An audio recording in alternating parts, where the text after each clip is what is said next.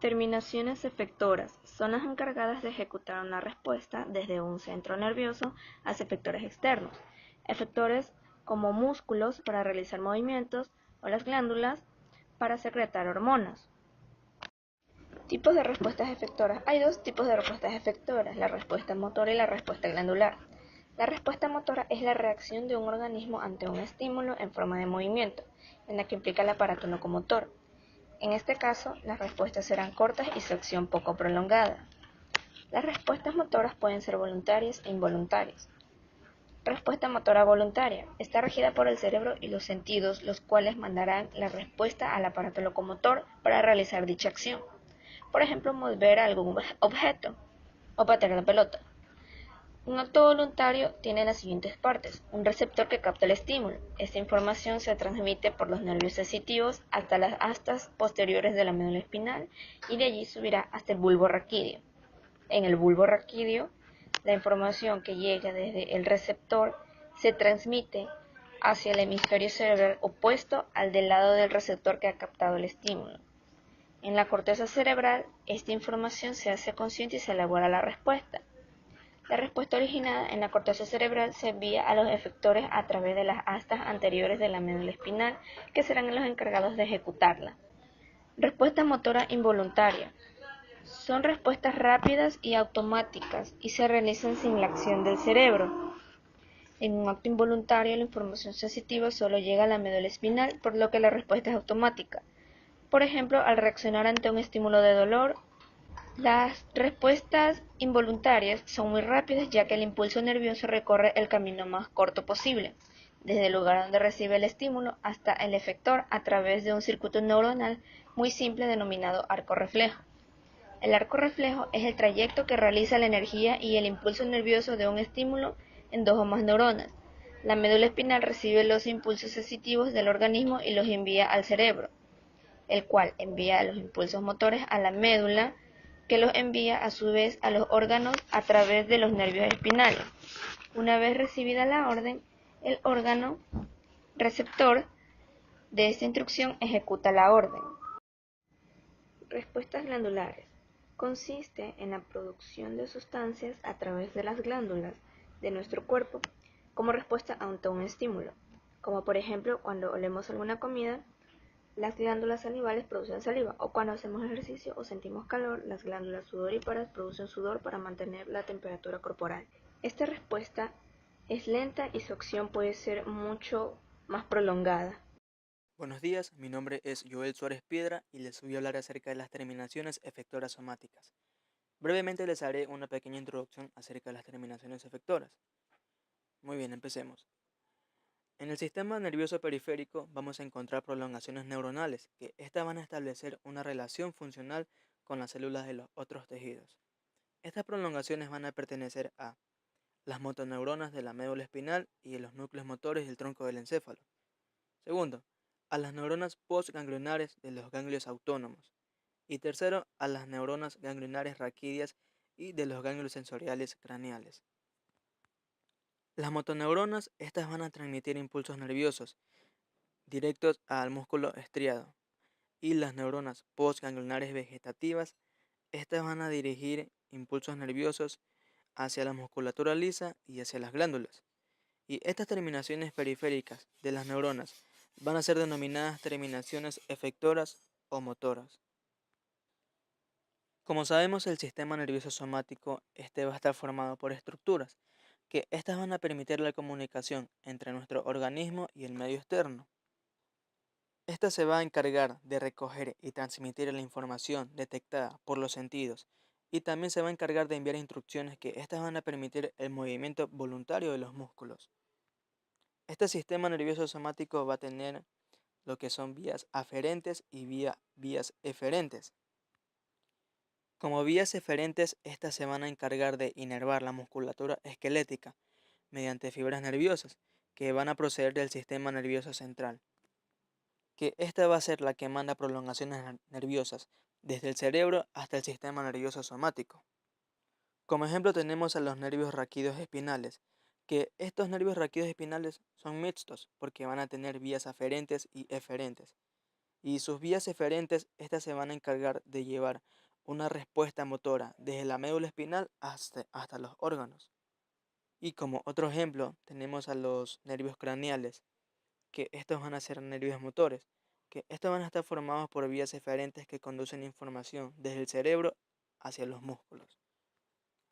Ahora les voy a hablar acerca de la inervación del músculo esquelético. La inervación para un músculo va a contener tanto fibras motoras y sensitivas. Como fibras motoras tenemos que son de tres tipos. Primero, las fibras mielínicas alfa grandes, que estas van a estar encargadas de inervar a las fibras extrafusales, las cuales van a formar una masa principal del músculo. Como segundo tenemos a las fibras mielínicas de gama pequeña, que estas van a inervar a las fibras intrafusales de los usos neuromusculares.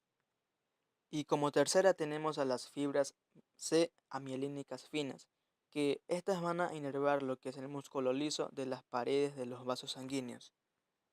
Y como fibras sensitivas vamos a tener de tres tipos principales. Primero, las fibras mielínicas, que estas se van a originar en las terminaciones ando-espirales y en el ramillete de los husos neuromusculares. Segundo, a las fibras mielínicas, que estas se van a originar en los husos neurotendinosos. Y tercero, tenemos a las fibras mielínicas y amielínicas, que estas se van a originar en diferentes terminaciones sensitivas en el tejido conectivo del músculo. Para continuar acerca de la inervación del músculo esquelético, tenemos que el axón de una motoneurona, esta se va a ramificar y va a acabar inervando a varias células musculares estriadas, esqueléticas. Y las ramas terminales de dicho axón, estas van a perder su vaina de mielina en la proximidad de la célula muscular, a las cuales van a inervar y se van a adosar también. Bueno, y como observamos aquí que cada una de las ramas terminales del axón que va a estar en contacto con la fibra muscular, estas van a formar una estructura especializada que se va a llamar unión neuromuscular. Y a la zona de la fibra muscular esquelética que subyace al terminal axónico se le va a llamar como placa motora terminal. Y como a una unidad motora, esta se la va a denominar al conjunto formado por una motoneurona, su axón y las células musculares que inerva. Ahora les voy a hablar acerca de la inervación del músculo liso y los epitelios glandulares. Como vemos, los axones de las neuronas vegetativas, estos van a ser finos y amielínicos, y al llegar a la vecindad de las estructuras que van a inervar, estas se ramifican. Dichas ramificaciones van a presentar en la vecindad de las células musculares lisas o de las glandulares unas varicosidades. Estas varicosidades van a contener vesículas sinápticas y mitocondrias, por lo que van a aparecer botones sinápticos.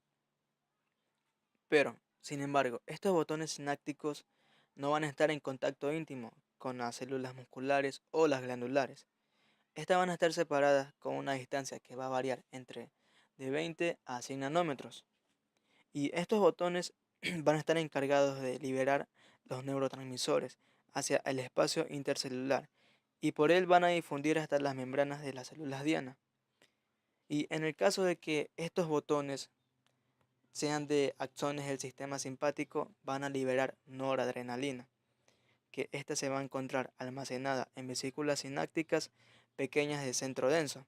Y si son axones del sistema parasimpático, van a liberar acetilcolina, que esta va a estar almacenada en vesículas sinápticas pequeñas de centro claro. Las terminaciones efectoras viscerales son aquellas que ejecutan respuesta ante los estímulos que reciben. El sistema nervioso autónomo representa un sistema de control de efectores viscerales que van a ser involuntarios y que junto con el sistema endocrino y el hipotálamo mantienen la homeostasis. En otras palabras, es el sistema encargado de regular el funcionamiento visceral, tanto en la digestión, la respiración y la circulación. Entre sus componentes tenemos una neurona central, o también denominada preganglionar, localizada en el sistema nervioso central y va a estar formando núcleos. Neurona periférica, o también denominada ganglionar, que está localizada en el ganglio periférico fuera del sistema nervioso central. Fibra presináptica, o también denominada preganglionar, es el axón de la neurona preganglionar y hace sinapsis en la periferia con varias neuronas ganglionares. La fibra postsináptica es el axón de la neurona ganglionar y sus terminaciones son las que van a inervar a los factores viscerales. Sabemos que anatómicamente las divisiones simpáticas y parasimpáticas se van a originar del sistema nervioso central y van a representar la vía eferente a través de la cual se comunica con los efectores viscerales. Esta vía va a estar formada por dos neuronas. La primera se ubica en la médula espinal, donde su axón sale y se contacta con la segunda neurona, la cual va a estar ubicada en un ganglio periférico. Entonces, es el axón de esta segunda neurona el que va a inervar a los efectores. En otras palabras, los efectores viscerales. Tenemos que las vías aferentes se originan en receptores sensitivos que van a estar ubicados en las vísceras y los axones que la constituyen. Estas viajan del sistema nervioso central por las vías que pertenecen a la periférica del sistema nervioso autónomo y donde también se encuentran fibras motoras, ya sean estas simpáticas o parasimpáticas, pero que siempre sean eferentes. Es decir, se va a presentar una interacción entre ambos sistemas. Son estas mismas vías nerviosas las que van a seguir su trayectoria desde los receptores viscerales hasta los centros nerviosos, los cuales han permitido conocer una organización central del sistema que va a estar encargado propiamente del control visceral. Se va a denominar a todo este proceso como un circuito neuronal llamado sistema visceromotor central. Con lo dicho anteriormente, llegamos a la conclusión de que mediante todo el proceso que se realiza para llegar a una terminación efectora, decimos que todo ser vivo, al ser estimulado, es capaz de generar respuestas que significan ser adaptativas al cambio. Buenas a todos, soy Cristian Ruiz y a continuación les voy a explicar sobre la unidad motora. Comencemos diciendo que a la unidad motora se la puede describir como la motoneurona alfa y las fibras musculares por ellas inervadas.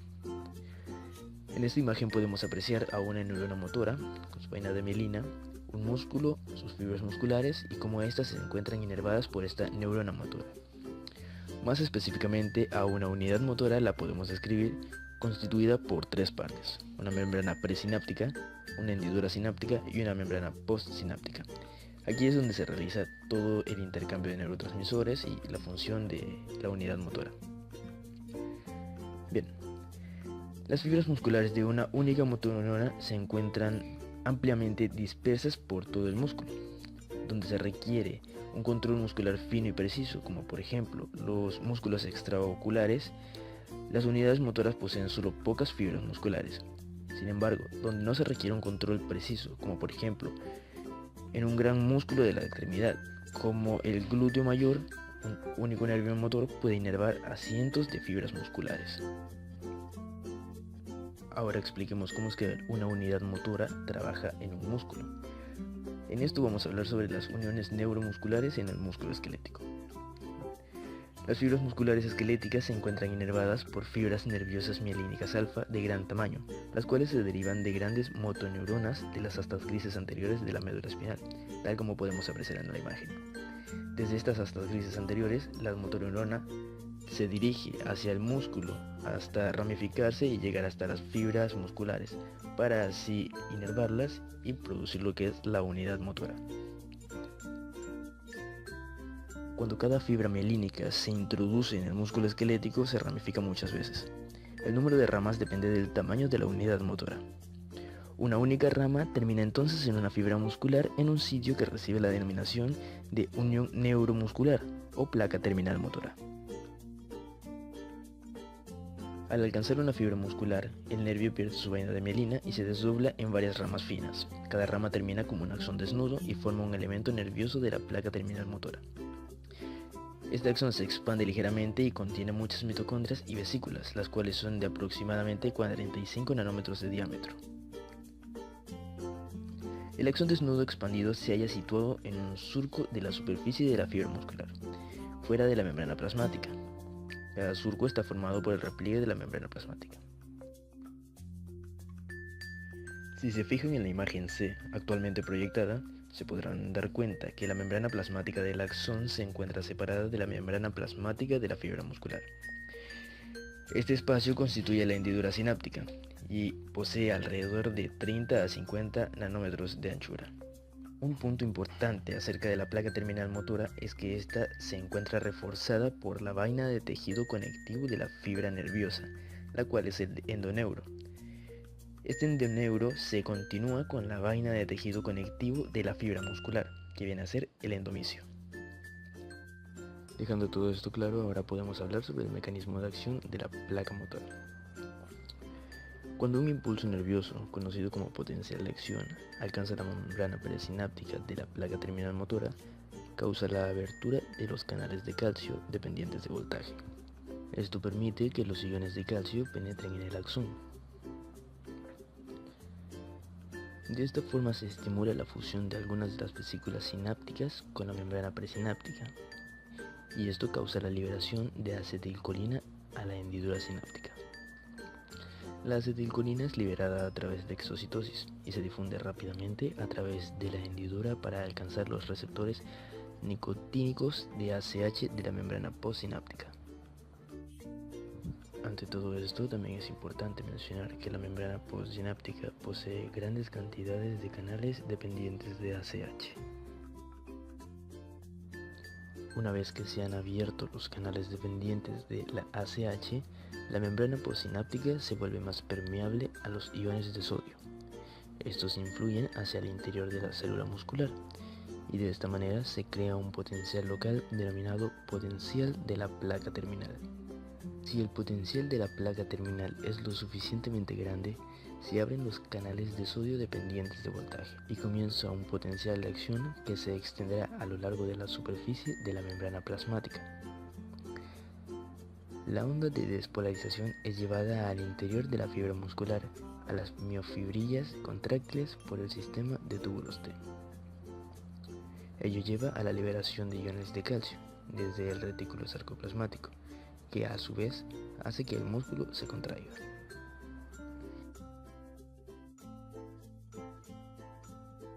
Contracción muscular. Para tener claro cómo se realiza la contracción muscular, debemos tener una idea de cómo está formado el músculo. El músculo va a contar con varias capas: epimicio, perimicio y endomisio. El epimicio es una membrana que recubre el músculo y está compuesta por fascículos. A la vez, estos fascículos están recubiertos por una membrana llamada perimicio, la cual está formada por fibras musculares, y estas fibras musculares a la vez están recubiertas por una membrana denominada endomisio, la que está compuesta por miofibrillas. Las fibras musculares son células con varios núcleos que tienen una estructura similar a la de cualquier célula, con la diferencia que en esta sus partes varían un poco en su nombre. Por ejemplo, la membrana plasmática de cualquier célula en las fibras musculares tienen el nombre de sarcolema, y es en la misma donde se va a dar básicamente la contracción muscular. A continuación se mostrará un video donde se detalla con mayor claridad la contracción. El cuerpo humano cuenta con diferentes tipos de tejidos musculares, tales como el cardíaco y el liso, el que realiza movimientos involuntarios, mientras que el músculo esquelético funciona bajo control voluntario. Los músculos esqueléticos se componen de haces de fibras musculares, las mismas que son células cilíndricas largas que contienen varios núcleos. Los músculos se contraen o se relajan cuando reciben señales del sistema nervioso. La unión neuromuscular es el sitio de intercambio de señal. Aquí es donde se conecta el bulbo sináptico de un terminal de axón y una fibra muscular. Las fibras musculares se componen de muchas miofibrillas, las mismas que contienen unidades contráctiles llamadas sarcómeros. Los sarcómeros se encuentran uno junto al otro a lo largo de toda la miofibrilla. Cada sarcómero está formado alternadamente por filamentos de proteínas gruesas y delgadas, que dan al músculo esquelético su aspecto estriado. El músculo se contrae cuando estos filamentos se deslizan uno frente al otro. Los filamentos gruesos son la miosina, que están anclados en el centro del sarcómero llamada línea M. Los filamentos delgados están compuestos por proteínas de actina, que están anclados a la línea Z. En los bordes externos del sarcómero, debido a que los filamentos de actina están anclados a la línea Z, el sarcómero se acorta desde ambos lados cuando los filamentos de actina se deslizan a lo largo de los filamentos de miosina. Aunque la acción entre estos filamentos se describa como un deslizante, el filamento de miosina en realidad tira de la actina a lo largo de toda su longitud. Los filamentos de miosina se unen a los filamentos de actina y ejercen una fuerza sobre ellos para moverse. Esta acción se conoce como el mecanismo de filamentos deslizante de la contracción muscular. En esta imagen vamos a notar que los sarcómeros se acortan sin que los filamentos gruesos o delgados cambien su longitud. Una contracción comienza cuando un ATP ligado se hidroliza a ADP y un fosfato inorgánico. Esto hace que la cabeza de la miosina se extienda y se pueda unir a la actina. Esto desencadena una acción llamada golpe de fuerza que permite a la miosina tirar del filamento de actina hacia la línea M, acortando así el sarcómero ADP, liberando con esto el fosfato inorgánico durante su carrera de poder. La miosina vuelve a unirse a la actina hasta que se une una y otra vez una molécula de ATP liberando la miosina para que se pueda realizar otro ciclo de unión y otra contracción, o la misma se despegue para que el músculo se relaje. La contracción muscular está controlada por las acciones del calcio. Los filamentos de actina delgadas están asociados con proteínas reguladoras llamadas troponina y tropomiosina. Cuando un músculo está relajado, la tropomiosina bloquea los sitios de unión de puentes de actina.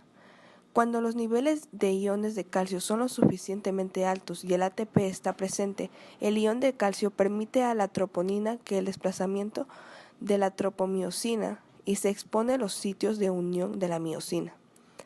Esto permite que la miosina se una a una posición de unión sobre la actina formando un puente cruzado. Los iones de calcio se almacenan en el retículo sarcoplástico y se liberan en respuesta a las señales del sistema nervioso para contraerse. Las moléculas de neurotransmisores se liberan de una neurona y se unen a los receptores, los que se despolarizan a la membrana de la fibra muscular. El impulso eléctrico viaja por los túbulos T y abre las reservas de calcio. Los iones de calcio fluyen a las miofibrillas donde se desencadena una contracción muscular. A medida de la acción y la miosina se deslizan una sobre otra, todo el sarcómero se acorta a la medida de la línea Z y se acerca a la línea M. Electromiografía. Jacobson, a principios del siglo XX, estudió la relajación muscular y su medida. Sus trabajos proporcionaron las bases técnicas de la moderna electromiografía MG. La electromiografía es una técnica que mide la respuesta muscular con actividad eléctrica en respuesta a la estimulación nerviosa del músculo.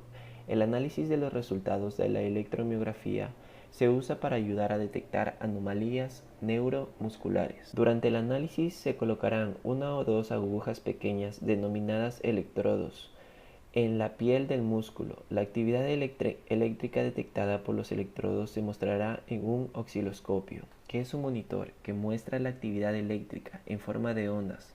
Se usa un amplificador de sonido para escuchar la actividad, de manera que el examen consiste en dos partes. Durante la primera parte, un técnico aplica almohadillas adhesivas en lugares específicos de los brazos y piernas. Una sonda estimuladora será aplicada sobre la piel y pequeñas descargas eléctricas serán enviadas a través de un nervio. Esta descarga eléctrica estimula el nervio y un impulso viaja a través de este, haciendo que el músculo se contraiga. El técnico tomará notas de la actividad eléctrica de los nervios. La segunda parte del examen será realizada por un neurólogo. Esta parte es similar a la primera, con la diferencia que el neurólogo está utilizando una aguja. Esta parte del examen prueba información muy importante acerca de los músculos y cómo es su comunicación con los nervios. También ayuda a diferenciar si el paciente sufre de un trastorno muscular o nervioso. Un músculo sano no mostrará la actividad eléctrica cuando está en reposo, sino solo cuando se contrae. Sin embargo, si el músculo está dañado o perdió el contacto de los nervios, puede producir actividad eléctrica cuando éste se encuentra en reposo. Se contraen y la actividad puede producir patrones anormales. Sus resultados pueden ser signos de una variedad de trastornos musculares nerviosos, como la poliomielitis, enfermedad muscular inflamatoria que causa la pérdida de energía muscular, la distrofia muscular, enfermedad genética crónica que afecta la acción muscular, la miastenia gravis, trastorno inmunológico que se produce en el punto en el que el nervio se conecta con el músculo, y la miatonia muscular, que es la rigidez de esto. La realización de este examen no representa riesgo alguno al sistema nervioso muscular. El cuerpo humano produce corrientes eléctricas para enviar y recibir mensajes desde el cerebro hasta las diferentes partes del cuerpo. Estas corrientes eléctricas en los nervios pueden ser afectadas por lesiones, inflamación o enfermedades, y algunas otras condiciones, las cuales serán identificadas en los resultados que arrojen la electromiografía. Es posible que el paciente sienta un poco de molestia similar al pincharse con aguja en acupuntura o de una inyección cuando se colocan las agujas de los electrodos en los músculos. Luego el músculo puede doler unos días y es posible que se forme un hematoma en el lugar donde se colocó la aguja. También, la colocación de electrodos produzca resultados falsos en una biopsia muscular o durante los análisis de sangre en las que se miran las enzimas musculares. La MG suele contraindicarse en personas que reciben tratamientos anticoagulantes, es decir, con medicamentos anticoagulantes como el Coumadin, porque las agujas de los electrodos pueden producir hemorragias en los músculos. También pueden ser contraindicados en personas con infecciones extensivas en la piel, debido al riesgo en que la infección se propague de la piel hacia el músculo. La MG puede realizarse para identificar la causa de los síntomas tales como rigidez, atrofia, espasticidad, deformidad y debilidad muscular. Puede usarse para detectar si la persona experimenta debilidad muscular real o una debilidad producto de un dolor o por motivos psicológicos. La MG se puede usar para evaluar muchos problemas y trastornos que incluyen entre las siguientes enfermedades neuromusculares, como lo son la miastenia gravis, problemas motrices como tirones musculares involuntarios, comprensión de nervio o lesiones como el síndrome del túnel carpiano, lesiones en la raíz del nervio como la ciática, degeneración muscular como la distrofia muscular. Recordemos que la electromiografía consiste en el registro de las corrientes eléctricas producidas por la contracción muscular o por la reacción del músculo a un estímulo eléctrico, de manera que, ante la sospecha clínica la afectación a nervios o músculos, el examen de electromiografía es prioridad, ya que con esto se logrará confirmar la existencia de anomalías neuromusculares y determinar el grado de afectación de dicha. Los diagnósticos que se pueden presentar de estas son tres. La neuropatía, que es la afectación al nervio periférico. La radiculopatía, que se da la afectación en la raíz de donde nace el nervio periférico. Estaríamos dirigiéndonos hacia la columna vertebral. O la miopatía, que es la afectación al músculo ejecutor. Los fines de la electromiografía pueden ser científicos, médicos o fisiológicos. En el campo científico se estudia el sistema neuromuscular en general. En el médico basamos el estudio a la patología neuromuscular y en la parte fisiológica monitoreamos la actividad muscular del paciente.